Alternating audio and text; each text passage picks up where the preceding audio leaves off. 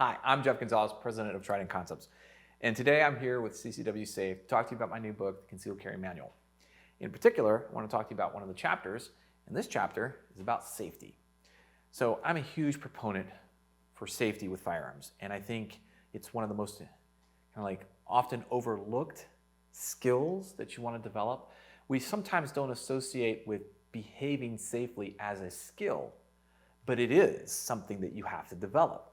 So we want to make sure that we understand that this is a constantly evolving understanding. We're learning more about safety as we become more familiar with these firearms. And so when we start talking about, creating a safe environment around firearms, the first thing is it starts with understanding and knowing the rules. And depending on who you go to, there are various interpretations of these rules, but they're going to be somewhat in this kind of vicinity here, which is we treat all of firearms as if they're always loaded. We want to keep the muzzle pointed in a safe direction. We want to keep our fingers straight on the home position until we're ready to fire. And then we want to know our targets. Be sure of our target and what's beyond. So you can elaborate and get really deep into what all of those mean, but the bottom line is that those are the rules that govern safe behavior with the firearm. And what I try to encourage people to do is, number one, be the example that you want others to follow. So make sure that you understand the rules and that you're living a life with those rules in place.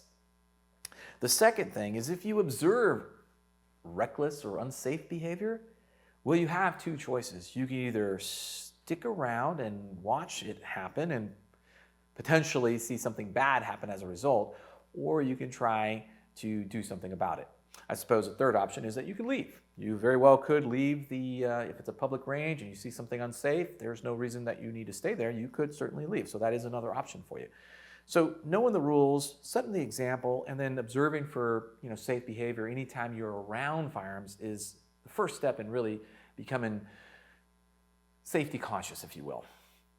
And one of the things that I try to get across to people is that, we train on a square range, but we live in a round world. How do the rules that I have been training for in the square range translate to my real world environment? And the best way that I can explain it was how it was explained to me, which is, each of those rules is designed to work in a real world setting. So, obviously, I'm going to assume that if somebody's pointing a firearm at me, it's a loaded firearm.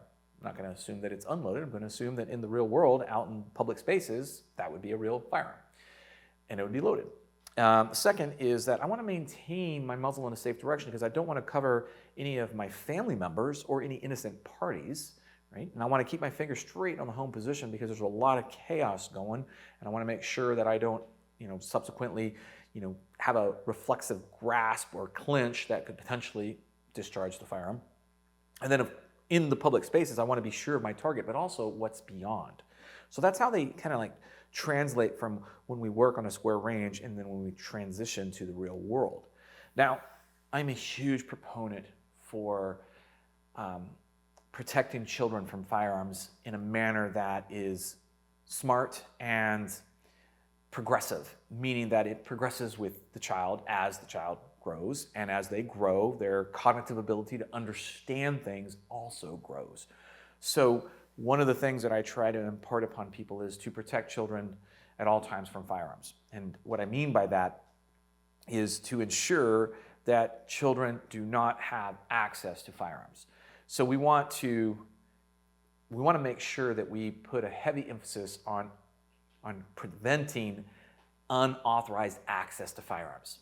And that circles up to safe storage. We want to make sure that if the firearm is not in our body and our physical control, where is it and why is it there? Is it safe for it to be there, or is it better to be secured in a manner that denies unauthorized access?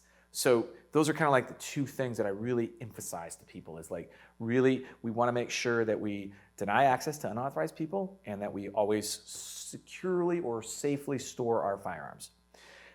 The last thing that I talk about is that, safety is free.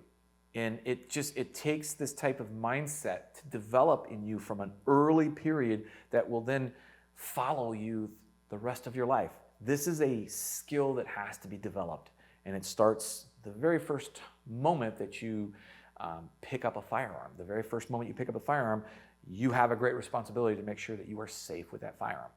So, if you got questions or comments, you want to learn more about the book, you can go to concealedcarry.com or post questions down below. I'll be happy to answer them. Till then, I'm Jeff Gonzales. Take care and stay safe.